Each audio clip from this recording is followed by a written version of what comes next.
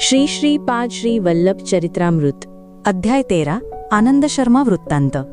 मी सुब्बय्या श्रेष्ठींकडून परवानगी घेऊन कुरुवपूरच्या दिशेने प्रवास सुरू केला। रात्रीच्या वेळी मी एका गावात पोहोचलो। माधुकरीसाठी म्हणजेच भिक्षेसाठी कोणाच्या घरी जावे याचा विचार करत होतो, तेव्हा आपल्या घराच्या ओट्यावर आरामात बसलेले आणि शेजारी बसलेल्या लोकांशी बोलत असलेले एक ब्राह्मण दिसले। त्यांचे डोळे तेजस्वी होते आणि डोळ्यांतून करुण रस ओसंडून वाहत होता। त्यांनी मला आदराने आत बोलावले आणि भोजन दिले। भोजन झाल्यावर ते सांगू लागले, बाळा, मला आनंद शर्मा म्हणतात। मी गायत्री मंत्राचं अनुष्ठान करतो। थोड्या वेळापूर्वी गायत्री मातेने माझ्या अंतश्चक्षूंना दर्शन देऊन सांगितले की एक दत्तभक्त येत आहे, त्याला पोटभर भोजन दे। दत्तप्रभूंच्या दर्शनाचे पुण्य तुला लाभेल। तिने सांगितल्याप्रमाणेच घडले। मला खूप आनंद झाला आहे। तेव्हा मी म्हणालो, महाराज, मी एक दत्तभक्त आहे। सध्या भूलोकावर दत्तप्रभू श्रीपाद श्रीवल्लभ या नावाने आणि रूपात वावरत आहेत। असे ऐकून मी त्यांच्या दर्शनासाठी कुरुवपूरला जात आहे। माझे नाव शंकर भट्ट आहे। मी कर्नाटक ब्राह्मण आहे। कण्व महर्षींच्या आश्रमाचे वर्णन। माझे बोलणे ऐकून आनंद शर्मा हसले। महाराज, माझ्या वडिलांनी माझी मुंज करत असताना एक अवधूत आमच्या घरी आले। आमच्या घरातील लोकांनी त्यांची सर्व सेवा केली। त्यांनी गायत्री मंत्राच्या अनुष्ठानासंबंधी अनेक गोष्टी सांगितल्या। बृहत शिलाकोन, पेन्सलकोना येथील नृसिंहदेवांचे दर्शन घेण्याचा आदेश त्यांनी दिला। माझे वडील मला पेन्सलकोनाला घेऊन गेले। तेथे नृसिंहदेवांचे दर्शन घेतल्यानंतर अनपेक्षितपणे माझे वडील ध्यानस्थ झाले। ते रात्रंदिवस ध्यानातच होते। मला भीती वाटू लागली आणि भूकही लागली। तेव्हा एका अनोळखी व्यक्तीने मला भोजन दिले। तो मला दुर्गम जंगलाच्या वाटेने डोंगराच्या गुहांमध्ये घेऊन गेला आणि नंतर तो अदृश्य झाला। त्या गुहेत मी एका वृद्ध तपस्वीला पाहिले। त्यांचे डोळे प्रचंड अग्निगोलांसारखे होते। 101 ऋषी त्यांची सेवा करत होते। त्या वृद्ध तपस्वीने सांगितले की ते स्वतः कण्व महर्षी आहेत। ही त्यांची तपोभूमी आहे आणि त्यांचे सर्व शिष्य तरुण दिसत असले तरी त्यांचे वय अनेक हजार वर्षांचे आहे। ते पुढे म्हणाले की अवधूत रूपात दत्तप्रभूंचे दर्शन झाल्यामुळे मिळालेल्या महापुण्यामुळेच मला या तपोभूमीत येणे शक्य झाले आहे। हे ऐकून मला इतके आश्चर्य वाटले की माझ्या तोंडातून शब्द फुटेना। माझे शरीर थरथर कापत होते। तेव्हा कण्व योगींद्र म्हणाले, सध्या दत्तप्रभू पिठापूरमध्ये श्रीपाद श्रीवल्लभ रूपात आहेत। आमची विनंती प्रभूंना सांगा की त्यांनी आमच्यावर कृपादृष्टी ठेवावी। तुला लवकरच श्रीपाद श्रीवल्लभांच्या पादुकांचे दर्शन होवो, असा आशीर्वाद देऊन त्यांनी माझ्या डोक्यावर आपला दिव्य हात ठेवला। एका क्षणात मी माझ्या वडिलांजवळ होतो। माझे वडील शुद्धीवर आल्यावर आम्ही दोघेही आमच्या गावी परत आलो। कण्व महर्षींच्या आश्रमात आलेला अनुभव आणि दत्तप्रभूंचा नवा अवतार पिठापुरात असल्याची गोष्ट मी माझ्या वडिलांनाही सांगितली नाही। राजमहेंद्रवरम जवळील पट्टसाचल पुण्यक्षेत्र। काळ पुढे जात होता। कण्व महर्षींच्या आशीर्वादाच्या प्रभावामुळे मला ध्यानात वारंवार पादुकांचे दर्शन होऊ लागले। एकदा आमच्या घरी काही नातेवाईक आले। त्यांना पवित्र नद्यांमध्ये स्नान करून पुण्यक्षेत्रांना भेट देण्याची इच्छा झाली। त्यांनी माझ्या वडिलांनाही सोबत येण्यास सांगितले। तेव्हा माझे वय 10 वर्षांचे होते। माझ्या वडिलांचे माझ्यावर खूप प्रेम होते, म्हणून त्यांनी मलाही सोबत येण्यास सांगितले। मी होकार दिला। राजमहेंद्रवरम म्हणजे राजमुंद्री हे गोदावरी नदीच्या काठावर वसलेले एक मोठे शहर आणि महापुण्यक्षेत्र आहे। राजमहेंद्रवरमच्या उत्तरेकडील डोंगरांवर काही ऋषी तपश्चर्या करत असत आणि पूर्वेकडील डोंगरांवरही काही ऋषी तपश्चर्या करत। राजमहेंद्रवरमपासून जवळच गोदावरी नदीच्या मध्यभागी पट्टसाचल नावाचे पुण्यक्षेत्र आहे। महाशिवरात्रीला या ऋषींपैकी काही जण पट्टसाचल येथे आणि काही राजमहेंद्रवरममधील कोटिलिंग क्षेत्रात वेदपठण करत असत। पूर्वेकडून, पश्चिमेकडून, उत्तरेकडून आणि दक्षिणेकडून येणारे हे ऋषी एकमेकांना एदुरुलापल्ली नावाच्या गावात भेटत असत। या एदुरुलापल्ली गावाच्या अगदी जवळ असलेल्या मुनिकुडली गावात विश्राम करून ते आपापसात चर्चा करत। माझ्या सुदैवाने वडिलांसोबत मला मुनिकुडली गावाला भेट देता आली। ही सर्व श्रीपाद प्रभूंचीच लीला होती। कलियुगात श्री दत्तात्रयांचा पहिला अवतार श्रीपाद श्रीवल्लभ या नावाने। या चर्चेत अत्यंत गहन वेदांताचे विषय, योगशास्त्राची रहस्ये आणि ज्योतिषशास्त्राचे विषय आले। या चर्चेत भाग घेतलेल्या सर्व महर्षींनी एकमताने सांगितले की श्री दत्तप्रभूंनी पिखापूरमध्ये श्रीपाद श्री वल्लभ या नावाने अवतार घेतला आहे आणि कलियुगातील त्यांचा हा प्रथम संपूर्ण दत्तावतार आहे. ज्यांना त्यांचे प्रत्यक्ष दर्शन घेणे शक्य नाही ते ध्यान प्रक्रियेद्वारे त्यांच्या हृदयातच त्यांचे दर्शन घेऊ शकतात आणि हा अवतार अत्यंत शांत, करुणेने परिपूर्ण आहे असेही त्यांनी सांगितले. त्यानंतर माझे वडील मला पिठापूरला घेऊन गेले. आमच्यासोबत आलेल्या विद्वान मंडळींनी पादगया तीर्थात स्नान करून कुक्कुटेश्वर मंदिरात विविध देवतांचे दर्शन आणि पूजन केले आणि तेथून वेदपठण करत श्री बापनारायांच्या घराकडे निघाले. श्री बापनारी आणि श्री अप्पलराजू शर्मा आपल्या विद्वान मंडळींसह वेदपठण करत आम्हाला भेटायला आले. ते एक अत्यंत मनोहर दृश्य होते. असे दिव्य आणि भव्य दृश्य पाहणे हे सुद्धा पूर्वजन्माच्या पुण्याईशिवाय शक्य नाही. श्रीपादांच्या दिव्य मंगल स्वरूपाचे वर्णन. आम्हा सर्वांसाठी श्री बापनाऱ्यांच्या घरी भोजनाची व्यवस्था करण्यात आली होती. त्यावेळी श्रीपाद श्री वल्लभांचे वय 5 वर्षांपेक्षा जास्त नव्हते. बाल्यावस्थेत असलेले ते दिव्य बाळ अत्यंत तेजस्वी, वर्चस्वी, अतिशय रूपवान आणि आजानुबाहू होते. त्यांच्या डोळ्यातून अनंत प्रेम आणि करुणा महाप्रवाहाप्रमाणे वाहत होती. जेव्हा मी त्यांच्या श्रीचरणांना स्पर्श केला तेव्हा त्यांनी आपला अभयहस्त माझ्या डोक्यावर ठेवून आशीर्वाद दिला. जन्मांतरीही माझा तुझ्यावर अनुग्रह राहील. तू शेवटच्या जन्मात व्यंकय्या नावाचा अवधूत होऊन नित्याग्निहोत्री होऊन दुष्काळात पाऊस पाडण्यास समर्थ होशील आणि सांसारिक लोकांचे दुःख दूर करण्यास समर्थ होऊन कीर्ती मिळवशील. तेव्हा मी त्यांना म्हणालो, श्रीपादांच्या लीला ऐकून खूप आश्चर्य वाटते. कृपया गायत्री मंत्राच्या साधनेतील रहस्य सांगावी. गायत्री मंत्राच्या सर्व अक्षरांची महिमा. आनंद शर्मा यांनी असे स्पष्टीकरण दिले. गायत्री शक्ती ही विश्वव्यापी शक्ती आहे. त्या शक्तीशी संबंध प्रस्थापित केल्यास सूक्ष्म प्रकृती स्वाधीन होते. त्यामुळे भौतिक, मानसिक आणि आत्मिक क्षेत्रांतील सर्व संपत्ती मिळवणे शक्य होते. शरीरातील विविध अवयवांमधून नाड्या म्हणजे नसा संपूर्ण शरीरात पसरलेल्या असतात. काही नाड्या एकत्र आल्यास त्याला ग्रंथी म्हणतात. मानवी शरीरातील विविध ग्रंथींमध्ये विविध शक्ती साठवलेल्या असतात. जपयोगात निपुण असलेले लोक त्या त्या मंत्रांचा उच्चार करतात तेव्हा त्या त्या ग्रंथींमध्ये साठवलेल्या शक्ती प्रकट होतात. ओमचा उच्चार केल्यावर डोक्याच्या वर 6 इंच, भूचा उच्चार केल्यावर उजव्या डोळ्याच्या वर 4 इंच, भुवहचा उच्चार केल्यावर मानवाच्या 3ऱ्या डोळ्याच्या म्हणजे आज्ञाचक्राच्या वर 3 इंच अंतरावर शक्ती जागृत होते. स्वहचा उच्चार केल्यावर डाव्या डोळ्याच्या वर 4 इंच अंतरावर शक्ती जागृत होते. आज्ञाचक्रात असलेल्या तापिनी नावाच्या ग्रंथीत साठवलेल्या साफल्या शक्तीला जागृत करण्यासाठी तत, डाव्या डोळ्यात असलेल्या सफनता नावाच्या ग्रंथीत साठवलेल्या पराक्रम शक्तीला जागृत करण्यासाठी स, उजव्या डोळ्यात असलेल्या विश्वा नावाच्या ग्रंथीत साठवलेल्या पालन शक्तीला जागृत करण्यासाठी वी, डाव्या कानात असलेल्या तुष्टी नावाच्या ग्रंथीत साठवलेल्या मंगल शक्तीला जागृत करण्यासाठी तुह, उजव्या कानात असलेल्या वरदा नावाच्या ग्रंथीत साठवलेल्या योगशक्तीच्या सिद्धीसाठी व, नाकाच्या मुळाशी असलेल्या रेवती नावाच्या ग्रंथीत साठवलेल्या प्रेमशक्तीच्या सिद्धीसाठी रे, वरच्या ओठात असलेल्या सूक्ष्मा नावाच्या ग्रंथीत साठवलेल्या घन नावाच्या शक्तीला जागृत करण्यासाठी णी, खालच्या ओठात असलेल्या ज्ञाना नावाच्या ग्रंथीत साठवलेल्या तेज शक्तीला जागृत करण्यासाठी य, कंठात असलेल्या भर्गा नावाच्या ग्रंथीत साठवलेल्या रक्षण शक्तीला जागृत करण्यासाठी भर, कंठाच्या खळगीत असलेल्या गोमती नावाच्या ग्रंथीत साठवलेल्या बुद्धिशक्तीच्या सिद्धीसाठी गो, डाव्या छातीच्या अग्रभागी असलेल्या देविका नावाच्या ग्रंथीत साठवलेल्या दमन शक्तीला जागृत करण्यासाठी दे, उजव्या छातीच्या अग्रभागी असलेल्या वाराही नावाच्या ग्रंथीत साठवलेल्या निष्ठा शक्तीच्या सिद्धीसाठी व, पोटाच्या वरील भागात शेवटच्या बरगड्या मिळतात त्या स्थानी असलेल्या सिंहिणी नावाच्या ग्रंथीत साठवलेल्या धारणा शक्तीला जागृत करण्यासाठी स्य, यकृतामध्ये असलेल्या ध्यान नावाच्या ग्रंथीत साठवलेल्या प्राणशक्तीला जागृत करण्यासाठी धी, प्लीहेमध्ये असलेल्या मर्यादा नावाच्या ग्रंथीत साठवलेल्या संयम शक्तीला जागृत करण्यासाठी म, नाभीत असलेल्या स्फुटा नावाच्या ग्रंथीत साठवलेल्या तपशक्तीला जागृत करण्यासाठी ही, मणक्याच्या शेवटच्या भागात असलेल्या मेधा नावाच्या ग्रंथीत साठवलेल्या दूरदृष्टी शक्तीला जागृत करण्यासाठी धी, डाव्या खांद्यात असलेल्या योगमाया नावाच्या ग्रंथीत साठवलेल्या अंतर्निहित शक्तीला जागृत करण्यासाठी यो, उजव्या खांद्यात असलेल्या योगिनी नावाच्या ग्रंथीत साठवलेल्या उत्पादन शक्तीला जागृत करण्यासाठी यो, उजव्या कोपऱ्यात असलेल्या धारिणी नावाच्या ग्रंथीत साठवलेल्या सरसता शक्तीला जागृत करण्यासाठी नह, डाव्या कोपऱ्यात असलेल्या प्रभावा नावाच्या ग्रंथीत साठवलेल्या आदर्श शक्तीला जागृत करण्यासाठी प्र,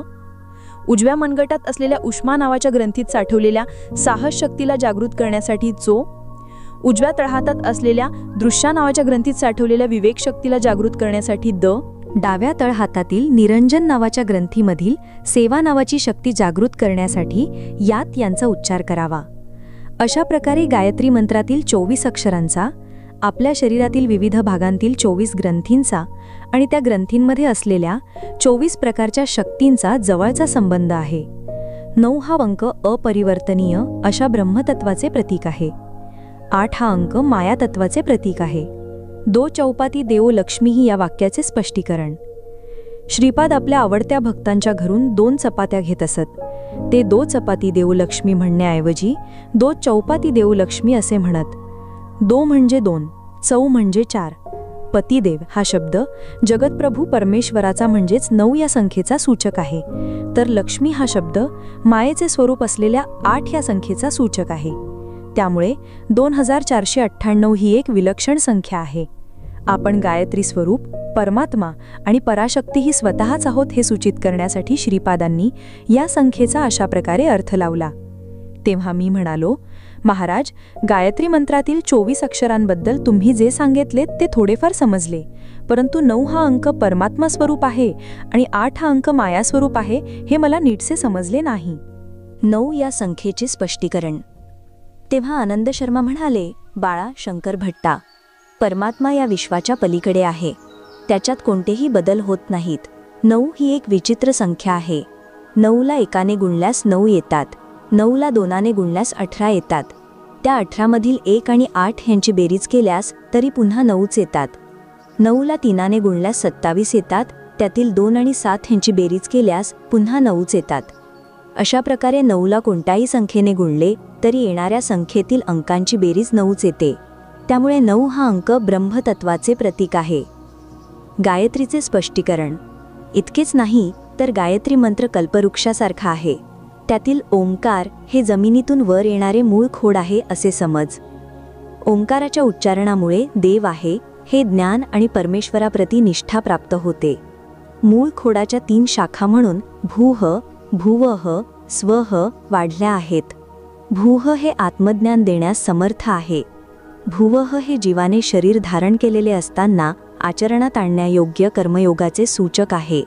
स्वह हे सर्व द्वंद्वांमध्ये स्थिरता ठेवून समाधी स्थिती प्राप्त करण्यास मदत करते. भूह या शाखेतून तत्, सवितुह, वरेण्यम या 3 उपशाखा निर्माण झाल्या आहेत. तत् हे शरीरधारी जीवाला जीवनविज्ञान देण्यासाठी, सवितुह हे शरीरधारी जीवाला शक्ती मिळवून देण्यासाठी आणि वरेण्यम हे मानवाला आपल्यातील पशुधर्माच्या पलीकडे जाऊन दिव्य बनण्यास मदत करते. भुवह या शाखेतून भर्गोह, देवस्य, धीमही या 3 उपशाखा निर्माण झाल्या आहेत. भर्गोह हे निर्मळता वाढवते. देवस्य हे फक्त देवतांनाच शक्य असलेली दिव्यदृष्टी प्रदान करते. धीमही हे सद्गुणांची वाढ करते. स्वह या शाखेतून धियोह, योनह, प्रचोदयात या 3 उपशाखा निर्माण झाल्या आहेत. धियोह हे विवेक, योनह हे संयम आणि प्रचोदयात हे सर्व जीवराशींमध्ये सेवाभाव वाढवण्यासाठी मदत करते. त्यामुळे गायत्री कल्पवृक्षाला 3 शाखा आणि प्रत्येक शाखेला 3 उपशाखा आहेत हे तुला समजले असेलच. म्हणून 2498 ही संख्या श्रीपादांना सूचित करणारी संख्या आहे. त्यातील 9 बद्दल मी तुला स्पष्टीकरण दिले आहे. 8 ह्या संख्येचे स्पष्टीकरण. 8 ही संख्या माया स्वरूप आहे. हेच अनघा मातेचे तत्व आहे. 8ला एकाने गुणल्यास 8 येतात. 8ला 2ने गुणल्यास 16 येतात. त्यातील 1 आणि 6 यांची बेरीज केल्यास 7 येतात, जे 8 पेक्षा कमी आहेत. 8ला 3ने गुणल्यास 24 येतात. त्यातील 2 आणि 4 ह्यांची बेरीज केल्यास 6 येतात, जे 7 पेक्षा कमी आहेत. अशा प्रकारे सृष्टीतील सर्व जीवराशींमधील शक्ती कमी करण्याचे तत्व जगन्मातेमध्ये आहे. कोणी कितीही मोठा असला तरी त्याला कमी लेखण्याची शक्ती माया स्वरूपामध्ये आहे. श्रीपाद श्रीवल्लभ हे गायत्री मातेचे स्वरूप आहेत. ते अनघा देवीसहित श्री दत्ता आहेत. जे त्यांची मनोवाग काय कर्माने आराधना करतात त्यांच्या सर्व इच्छा पूर्ण होतात. गायत्री मातेमध्ये प्रातःकाळी हंसावर आरूढ असलेली ब्राह्मणी शक्ती, दुपारी गरुडावर आरूढ असलेली वैष्णवी शक्ती आणि सायंकाळी वृषभावर आरूढ असलेली शांभवी शक्ती असते. गायत्री मंत्राची अधिष्ठात्री देवता सविता देवी आहे. त्रेतायुगात श्रीपीठापूरमध्ये भरद्वाज महर्षींनी केलेल्या सावित्रक काठक चयन यज्ञाच्या फलस्वरूपी श्रीपाद श्रीवल्लभ पीठापूरमध्ये अवतरले. सविता देवता प्रातःकाळी ऋग्वेद रूप, दुपारी यजुर्वेद रूप, सायंकाळी सामवेद रूप आणि रात्री अथर्ववेद रूप असते. आपल्याला डोळ्यांना दिसणारा सूर्य केवळ एक प्रतीक आहे. योगी जेव्हा अत्यंत उन्नत स्थितीला पोहोचतात तेव्हा त्यांना त्रिकोणाकारात अत्यंत तेजस्वीपणे प्रकाशणारी ब्रह्मयोनी दिसू शकते. यातूनच कोट्यावधी ब्रह्मांडे प्रत्येक क्षणी उत्पन्न होतात, प्रत्येक क्षणी त्यांचे संरक्षण होते आणि प्रत्येक क्षणी त्यांचा विध्वंस होतो. अशा प्रकारे प्रत्येक क्षणी सृष्टी, स्थिती आणि लय होत राहते. या असंख्य खगोलांची सृष्टी, स्थिती आणि लय करणाऱ्या सविता शक्तीलाच सावित्री म्हणतात. गायत्री आणि सावित्री ही अभिन्न स्वरूपे आहेत. प्रेत जाळण्यासाठी वापरल्या जाणाऱ्या अग्नीला लोहित म्हणतात. अन्नपदार्थ बनवण्यासाठी वापरल्या जाणाऱ्या अग्नीला रोहित म्हणतात. त्याचप्रमाणे परास्तरावर गायत्री आणि अपरास्तरावर सावित्री म्हणून एकच महाशक्ती कार्य करते. जीवराशींच्या उत्क्रांतीच्या क्रमात अनेक ऐहिक गरजा असतात. त्या सर्व सावित्री मातेच्या कृपेने पूर्ण होतात. जीवराशींना आध्यात्मिक उन्नती गायत्री मातेच्या कृपेने प्राप्त होते. इहलोकात सर्व सुखोपभोग घेण्यासाठी आणि परलोकात मुक्त स्थितीत दिव्यानंद अनुभवण्यासाठी समन्वयाची आवश्यकता असते. श्रीपादांच्या चरणाशी आश्रित असलेल्यांना ऐहिक आणि पारलौकिक दोन्ही लाभ मिळतात. इतर देवतांची आराधना आणि श्री दत्ताची आराधना यात हाच फरक आहे. श्री आनंद शर्मा महाशयांनी मला दिलेले ज्ञान खूपच अपूर्व होते. तेव्हा मी म्हणालो, महाभागा, आपण किती धन्य आहात. श्रीपाद श्रीवल्लभ नृसिंह सरस्वतींचा अवतार घेतील असे मी ऐकले आहे. त्या अवतारात ते श्री कृष्ण सरस्वतींना गुरु म्हणून स्वीकारतील असेही ऐकले आहे. हे काय आश्चर्य आहे. श्री आनंद शर्मा सांगू लागले, भगवंताचा अवतार भक्तांसाठीच असतो. मानवरूप धारण केल्यावर उत्कृष्ट मानवाने कसे असावे हे ते आचरणातून शिकवतात. त्यांना संन्यासाश्रमाचा उद्धार करायचा होता. संन्यासी होण्यासाठी त्यांनाही एका गुरुची आवश्यकता असते. तो गुरु अत्यंत योग्य असा असावा लागतो. साक्षात अवतारी पुरुषाचा गुरु होण्याची योग्यता कोटीमध्ये एखाद्यालाच असते. अवतारी पुरुष ज्या वंशात जन्म घेतो त्या वंशातील 80 पिढ्यांचा उद्धार होतो. त्या वंशात राशीराशीने पुण्य साठलेले असावे लागते. त्याचप्रमाणे अवतारी पुरुषाचा गुरु होणाऱ्या व्यक्तीचा वंशही परमपवित्र असावा लागतो. ताटंकपुरम तनुकू येथे वाजपेयीजुला घराण्यात मायणाचार्य नावाचे एक महान व्यक्ती जन्माला आले. त्यांच्या पत्नीचे नाव श्रीमती होते. ते पुण्यवान दाम्पत्य होते. पुढे ते नंदीकोटकूर परिसरातील मंगळापूर येथे राहू लागले. त्यांना माधव, सायण आणि भोगीनाथ हे 3 पुत्र होते. सनातन धर्माच्या उद्धारासाठी माधवच हे विद्यारण्य झाले. महातपस्वी बापनाऱ्यांनी सूर्यमंडळातून श्रीशैलम येथील मल्लिकार्जुन लिंगात शक्तिपात केला. वास्तविक श्रीदत्तांचे श्रीचरण श्रीपर्वतावर अवतरले होते. श्रीपादांचे श्रीचरण श्रीपर्वतावर अवतरणे ही एक अत्यंत अद्भुत गोष्ट आहे. पर्वताचे नाव श्री आणि दत्तप्रभूंचे चरण श्रीचरण या नवीन अवताराला श्रीपाद श्रीवल्लभ हे नाव अत्यंत योग्य आहे. बापनाऱ्यांच्या वंशाचे आणि मायणाचार्यांच्या वंशाचे अनेक पिढ्यांपासून नातेसंबंध होते. मल्लाढीच्या घरी जन्मलेली मुलगी वाजपेयीजुलांची सून आणि वाजपेयीजुलांच्या घरी जन्मलेली मुलगी मल्लाढीची सून असे गमतीने म्हटले जात असे. तथापि बापनाऱ्यांनी आपली कन्या सकल सौभाग्यवती सुमती महाराणीला वाजपेयीजुलांच्या घरची सून केले नाही. विधिप्रेरणेने आणि एका अगोचर दिव्य संकल्पामुळे तिचा विवाह खंडीकोटा येथील अप्पलराज शर्मा यांच्याशी झाला. साक्षात दत्तप्रभूंनी श्रीपाद श्रीवल्लभ म्हणून जन्म घेऊन आपल्या आजोळ्याशी रक्तसंबंध असलेल्या वाजपेयीजुला घराण्याचाही उद्धार करण्याच्या इच्छेने माधवाचार्यांना आपल्याकडे आकर्षित केले. माधवाचार्यांच्या मनात श्रीपादांबद्दल वात्सल्यभाव उफाळून आला. माधवाचार्यच पुढे विद्यारण्य झाले. त्यांचे शिष्य मलयानंद, त्यांचे शिष्य देवतीर्थ, त्यांचे शिष्य यादवेंद्र सरस्वती आणि त्यांचे शिष्य कृष्ण सरस्वती. श्री विद्यारण्य आणि कृष्ण सरस्वती यांच्यामध्ये 3 पिढ्या आहेत. श्री विद्यारण्यच कृष्ण सरस्वती म्हणून अवतरून श्रीपादांचे पुढील अवतारात त्यांचे गुरु होतील. श्री विद्यारण्य भविष्यात आपला भाऊ सायणाचार्यांच्या वंशात गोविंद दीक्षित नावाने जन्म घेऊन राजर्षी होतील आणि तंजावरचे महामंत्री होतील. हे श्रीपादांचे दिव्य वचन आहे. श्रीपाद हे नित्यसत्य वचनी आहेत. एकदा सुमती महाराणी श्रीपादांना स्नान घालत होत्या. इतक्यात व्यंकटप्पय्या श्रेष्ठी तेथे आले. त्यांना पाहून श्रीपाद म्हणाले, बाळा, आपले गोत्र मार्कंडेय आहे का? त्यांनी उत्तर न देता श्रीपादांच्या बोबड्या बुलांवर आणि त्यातील श्लेषावर स्मित केले. वास्तविक श्रीपादांचे गोत्र भारद्वाज होते. व्यंकटप्पय्या श्रेष्ठींचे गोत्र मार्कंडेय होते. आपण भावेनेने व्यंकटप्पय्या श्रेष्ठींचेही नातू आहोत हे त्यांनी सूचकपणे सांगितले. इतक्यात सुमती मातेने स्नान झाल्यावर मार्कंडेयासारखा आयुष्यमान हो असे म्हणून पाण्याने ओवाळून आशीर्वाद दिला. मार्कंडेयाचे आयुष्य केवळ 16 वर्षांचे होते, पण शिवाच्या कृपेने तो चिरंजीव झाला. आपण फक्त 16 वर्ष आईवडिलांजवळ राहणार आहोत हे त्यांनी सूचकपणे सांगितले. 16 वर्षाच्या वयानंतर मार्कंडेय महर्षी होऊन गृहत्याग करून चिरंजीव झाले. श्रीपाद सुद्धा 16 वर्षांपर्यंतच आईवडिलांजवळ राहून नंतर जगद्गुरू झाले. आपण आपले शरीर गुप्त करणार आहोत. आपल्या या शरीराला चिरंजीवित्व आहे आणि आपण जे आता श्रीपाद श्रीवल्लभांचे रूप पाहत आहोत त्याच स्वरूपात मी पूर्वी अत्री अनुसयेचा पुत्र म्हणून अवतरलो होतो, असे त्यांनी वारंवार सांगितले आहे. श्रीपादांची विविध रूपे. श्रीपाद आपली योगशक्ती बाह्य रूपात प्रकट करून स्त्री रूपात असलेल्या आपल्या योगशक्तीसह दर्शन देत असत. ही एक अत्यंत अपूर्व गोष्ट आहे. कुंडलिनी शक्तीला अशा प्रकारे स्त्री स्वरूपात बाहेर प्रकट करणे केवळ श्री दत्तप्रभूंनाच शक्य आहे.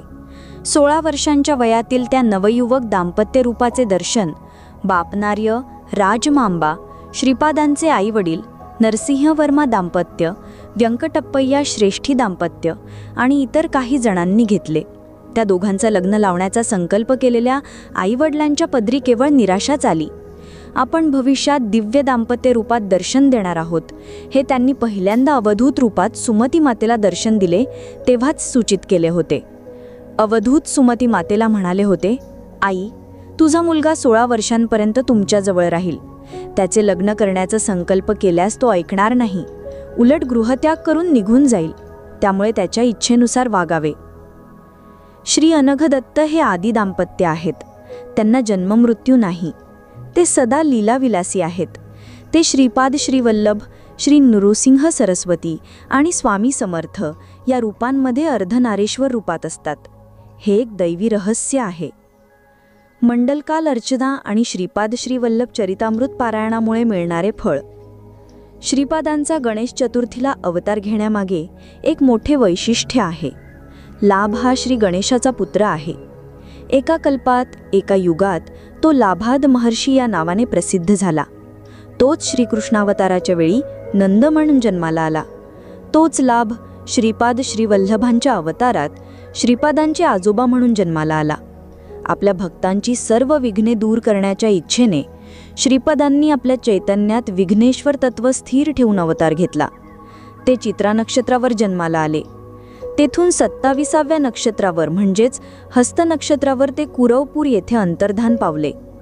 आपल्या कुंडलीनुसार 27 नक्षत्रांमध्ये संचार करणाऱ्या 9 ग्रहांमुळे होणारी अशुभ फळे माहिशी करण्यासाठी श्रीपादांच्या भक्तांनी मंडल दीक्षा घ्यावी. एक मंडल म्हणजेच 40-41 दिवस श्रद्धाभक्तीने श्रीपादांची पूजा केल्यास किंवा त्यांच्या दिव्य चरित्राचे पारायण केल्यास सर्व इच्छा पूर्ण होतात. मन, बुद्धी, चित्त आणि अहंकार हे प्रत्येकजण 10 दिशांना आपले स्पंदन आणि कंपन पाठवत असतात. म्हणजेच त्यांचे कंपन वेगवेगळ्या 40 दिशांना पसरतात. या 40 दिशांमधील कंपनांना रोखून श्रीपादांच्या दिशेने वळवल्यास ते श्रीपाद श्रीवल्लभ चैतन्यात पोहोचतात. तेथे ते योग्य रीतीने संस्कारित होऊन योग्य स्पंदनांमध्ये रूपांतरित होतात आणि पुन्हा साधकाकडे परत येतात. तेव्हा साधकाच्या सर्व धर्मसंमत इच्छा पूर्ण होतात. बाळा शंकर भट्टा, तू श्रीपदांचे चरित्र लिहू शकशील हे मी माझ्या अंतर्दृष्टीने जाणले आहे. जगात प्रचलित असलेल्या पारायण ग्रंथांमध्ये लेखकाची वंशावळ, विविध स्तोत्रे इत्यादी असतात. तू लिहिणाऱ्या प्रभूंच्या चरित्रात तुझ्या वंशावळीचे वर्णन अनावश्यक आहे. प्रभूंचे ध्यान करून आपल्या अंतचक्षूंमध्ये श्रीपादांना स्थिर करून सर्वांना सहज समजेल अशा रीतीने लिखाण कर. तेव्हा श्रीपादांचे चैतन्य तुझ्या लेखणीतून जे काही प्रकटवेल तेच सत्य असेल. अशा प्रेरणेने लिहिलेल्या ग्रंथांना किंवा उच्चारलेल्या मंत्रांना छंदाचे बंधन असण्याची आवश्यकता नाही. काही महाभक्तांना जेव्हा देवाचा साक्षात्कार झाला तेव्हा त्यांनी आपापल्या स्थानिक आणि व्यावहारिक भाषेत स्तोत्रे रचली. त्यांनी सामान्य व्याकरणाचे नियमही ओलांडले. तरीही ती स्तोत्रे तशीच पठण करावीत. ती छंदबद्ध असावीत म्हणून त्यात बदल केल्यास अपेक्षित फळ मिळणार नाही. भक्ताच्या ज्या शब्दरचनेवर भगवान संतुष्ट होऊन वरदान देतात त्या शब्दांमध्ये भगवंताची अनुग्रह शक्ती असते. त्या शब्दांनी युक्त स्तोत्रे आपण पठण करतो तेव्हा आपले चैतन्य लवकर भगवंताच्या चैतन्याच्या जवळ पोहोचते. भगवान भावप्रिय आहेत, बाह्य गोष्टींचे भुकते नाहीत. भावना ही एक शाश्वत शक्ती आहे, ही गोष्ट लक्षात ठेव, असे ते म्हणाले. तेव्हा मी म्हणालो, महाराज, जेवणानंतर सद्गुरूंबद्दलची ही चर्चा किती आनंददायक आहे. श्रीपादांच्या अवताराची आणखी वैशिष्ट्ये सांगून मला कृतार्थ करावे ही प्रार्थना. आनंद शर्मा म्हणाले, श्रीपाद हे मल्लादी, व्यंकटप्पया श्रेष्ठी आणि वत्सवाई या घराण्यांची खूप जवळचे होते आणि त्यांचे ऋणानुबंध शब्दांत व्यक्त करण्यापलीकडचे होते. त्या तिन्ही कुटुंबांमध्ये मोठे पुण्यबळ होते. म्हणूनच त्या 3 कुटुंबांनी दिलेले द्रव्य किंवा वस्तू न स्वीकारणे हे अनर्थाला कारण ठरेल, असे श्रीपादांचे मत होते. श्रीपादांच्या इच्छेनुसार केवळ सणोत्सवांनाच नव्हे तर इतर वेळीही अप्पलराज शर्मा दाम्पत्य आपल्या मुलांसह मल्लादी, व्यंकटप्पया श्रेष्ठी आणि वत्सवाई यांच्या घरी मुक्तपणे जात असत. एका सणाच्या दिवशी व्यंकटप्पया श्रेष्ठींनी अप्पलराज शर्मा दाम्पत्याला आपल्या घरी बोलावले. श्री व्यंकटप्पया श्रेष्ठी श्रीपादांना आपल्या मांडीवर बसवून झोपाळ्यावर झोके घेत होते. त्या दिवशी श्रेष्ठी खूप गंभीर दिसत होते. त्याला एक कारण होते. पीठापूरमध्ये एक प्रसिद्ध ज्योतिषी होता. त्याने ओडदेशात जाऊन ज्योतिषशास्त्राचा अभ्यास केला होता. त्याने केलेले भाकीत कधीही खोटे ठरले नव्हते. तो मृत्यूची अचूक वेळ सांगू शकत असे. त्याने सांगितले होते की अमुक दिवशी इतक्या घटिका आणि विघटिकांवर हृदयरोगाने श्रेष्ठींचा मृत्यू होईल.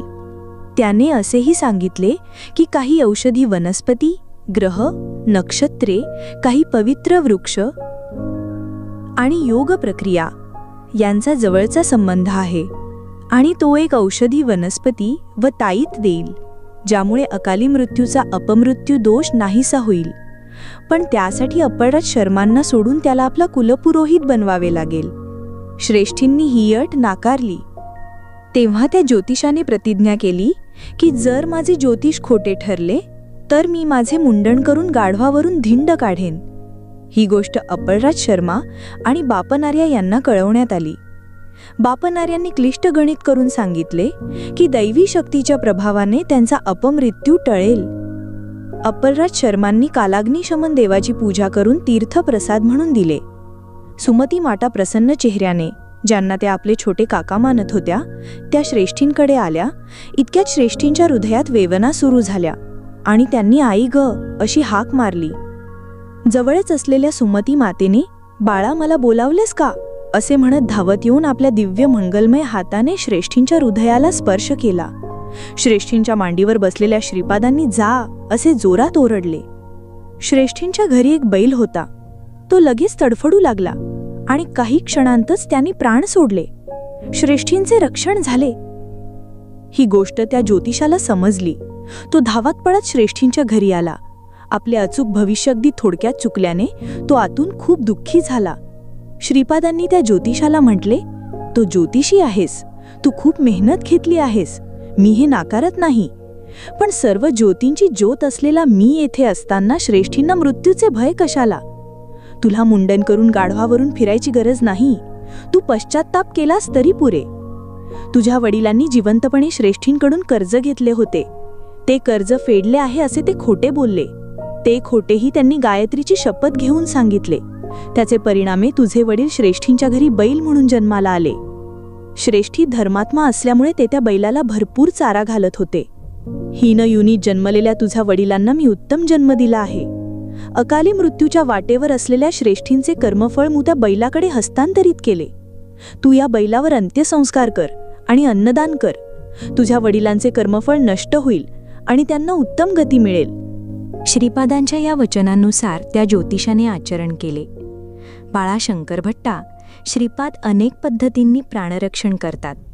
कधीकधी ते पुढच्या जन्मातील काही आयुष्य कमी करून ह्या जन्मातील आयुष्य वाढवू शकतात किंवा श्रेष्ठींच्या बाबतीत घडल्याप्रमाणे कर्मफळ हस्तांतरित करण्याच्या पद्धतीनेही ते रक्षण करू शकतात. एखाद्या हितचिंतकाच्या आयुष्यातून काही आयुष्य घेऊन ते गरजू व्यक्तीचं आयुष्य वाढवू शकतात किंवा अगदी विलक्षण पद्धतीने प्रत्यक्ष मृत्यूलाच आज्ञा देऊन ते आयुष्य देऊ शकतात. शरीरातील वाढ आणि घट थांबवून योगी आपल्या प्राणशक्तीला नियंत्रणात ठेवतो. श्रीपाद हे योगसंपूर्ण अवतार आहेत. त्यांच्यासाठी काहीही अशक्य नाही. श्वासप्रश्वासाची गती नियंत्रित केल्यास मुक्ती मिळवणे सोपे होते. क्रियायोगी आपली प्राणशक्ती, आज्ञा, विशुद्ध, अनाहत, मणिपूर, स्वाधिष्ठान आणि मूलाधार या चक्रांभोवती वरून खाली आणि खालून वर अशी फिरवतो. एका क्रियेला लागणारा वेळ हा 1 वर्षात होणाऱ्या नैसर्गिक आध्यात्मिक विकासाएवढा असतो. बाळा, दिवसरात्रीच्या 3ऱ्या भागात 1000 क्रिया केल्यास जे परिवर्तन नैसर्गिकरित्या 10 लाख वर्षांत होते ते केवळ 3 वर्षांत साधता येते. पुराणांमध्ये जेव्हा हजारो वर्षे तपश्चर्या करणाऱ्या योग्यांबद्दल सांगितलं जाते तेव्हा तो काळ म्हणजे नैसर्गिकरित्या तेवढे परिवर्तन होण्यासाठी लागणारा काळ आहे असे समजावे.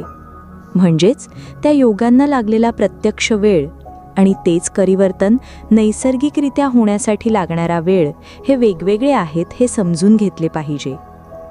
ब्रह्मदेव प्रत्येक जीवाला आयुष्य देताना श्वासप्रश्वासांची संख्या निश्चित करतो, वर्षांची नाही. क्रोध, आवेश यांसारख्या दुर्गुणांमुळे श्वास अधिक खर्च होतो, त्यामुळे आयुष्य कमी होते. चंचल स्वभावाचे माकड खूप जास्त वेळा श्वास घेते. 300 वर्षे जगणारे कासव एका विशिष्ट काळात माकडाच्या तुलनेत केवळ 8वा हिस्सा श्वास घेते. आनंद शर्मांच्या सत्संगामुळे मला खूप ज्ञान मिळाले. सकाळी नित्यकर्म आटोपून मी आनंद शर्मांची परवानगी घेतली आणि श्रीपाद श्रीवल्लभांच्या दर्शनासाठी कुरवपूरच्या दिशेने निघालो. श्रीपाद श्रीवल्लभांचा जय जयकार असो.